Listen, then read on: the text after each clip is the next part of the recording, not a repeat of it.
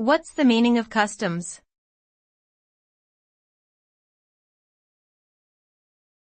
Customs.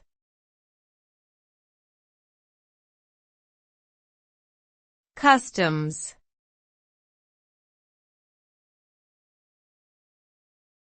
Customs.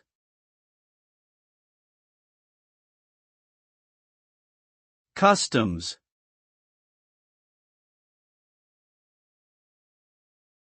Customs refers to the government agency responsible for regulating the flow of goods in and out of a country. It is involved in collecting tariffs on imported items, preventing the entry of contraband, and enforcing trade and customs laws.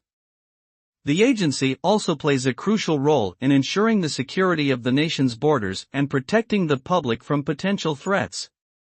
Customs work in close collaboration with other law enforcement agencies and international organizations to maintain the integrity of global trade and promote economic growth.